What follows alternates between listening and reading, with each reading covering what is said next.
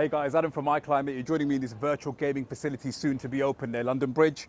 I did the mechanical ventilation for it, design and installation. Come inside, join me, I'll talk you through how we did it and the finished product. Come in.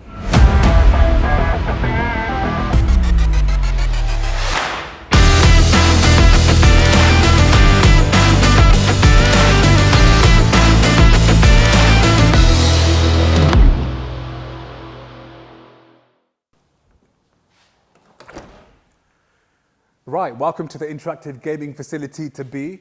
It's still a building site, so the client is still working their way through opening, which we're very excited for. But we thought it'd be the only time that we had to show you in our schedule the completed works, because we finished a few days ago with the ventilation. Called heat recovery ventilation, right? It's what you need when you need to bring fresh air in and extract air out. And then obviously in the winter, you do the heat recovery process, which means high efficiency in working in conjunction with your heating, and you're not bringing in cold, fresh air from outside. So that was our remit here.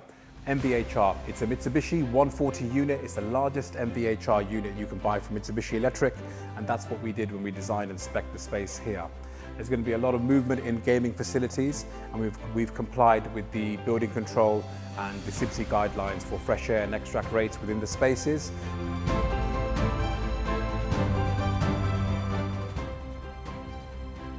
There's a few key points for this.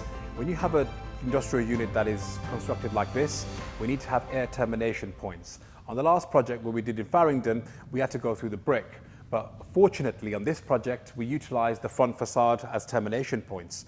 It's where the glass sections are removed, and we custom make weathered louvres in replacement of the glass sections, and that is essentially our termination points for the extract, the stale air to go out, and the fresh air to be brought in to the unit. Now, once we're inside, on this job, we've utilized a very large ductwork compared to the unit. The unit has a 200mm diameter spigots for duct connection. We did all the calcs pre-hand when we did the design drawings for this to ensure that the velocities were still right and the static pressure with the fans matched. So we have a 350 main branch coming in into two large 350 attenuators that are 1200 long. This is the NR rated to NR 38, which is a noise rating that we've kind of given to space.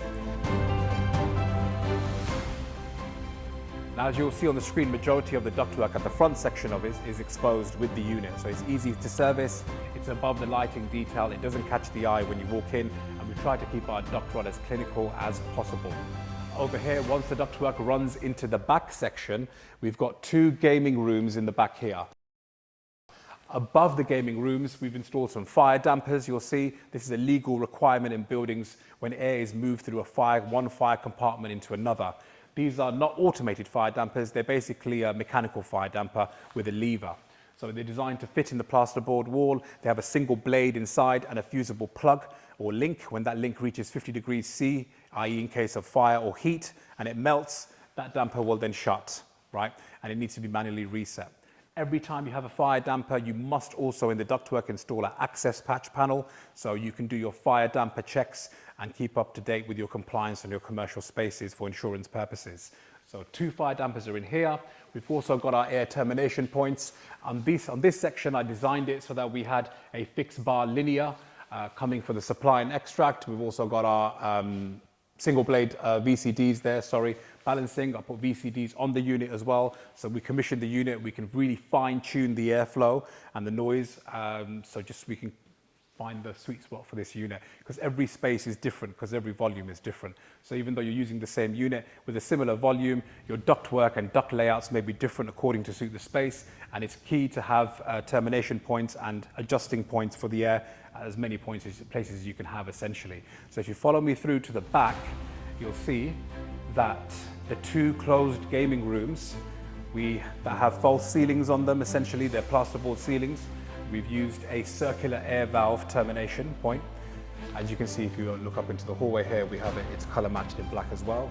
So we have a supply and extract into every room. Now above here is a walkway where majority of the services continue from the fire damper, and they continue all the way along. They serve the front room. They also serve the back room here.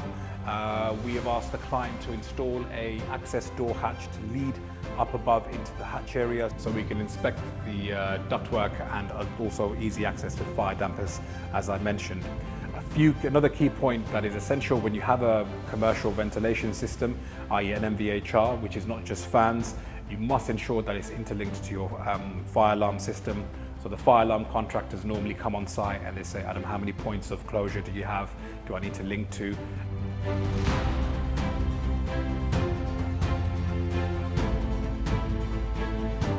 So we have one room which has a false ceiling in there that we showed you, the circular air valves. This is the rear room. This doesn't have a false ceiling, as you can tell. It's got full height, and you'll see some of the ductwork that exits from here. Fire damper, attenuator, and air termination point for this space. This is the access door and ladder to the space above the room with the plasterboard ceiling. As I mentioned, where our services lie, so it's good access into there. The client is insured for us. And while I mentioned the fire damper, above my head is a fire damper for this room. So it's a perfect time to give you an example of how the fire damper looks. The fire damper here, we have positions. There's a handle on this side. This is a plasterboard frame type fire damper designed to go into a wood structure. This is it. It's got a lever here that you can turn. You can see set the position of the damper, and this gold fusible link here, which is clearly marked fusible link. This is the mechanical fire protection device. When it reaches a certain temperature, this fusible link will melt and then it will cause the damper to close automatically. Right? The final thing about MVHRs is how you control them. There's many methods in how you can control a ventilator or a fan within a space, but what I find is the most simple is a CO2 sensor. CO2 sensors with MVHRs, they normally sit in the return ductwork. That's the extract that's taken from the space, and they just sense CO2 in ppm, parts per million. So if you have a certain rating, the fan will speed up. If you have a high occupancy, i.e. which will generate a higher CO2 level, and that means the unit sensor will sense this inside the unit, it will then speed up the fans to then bring in more fresh air and a higher ramp.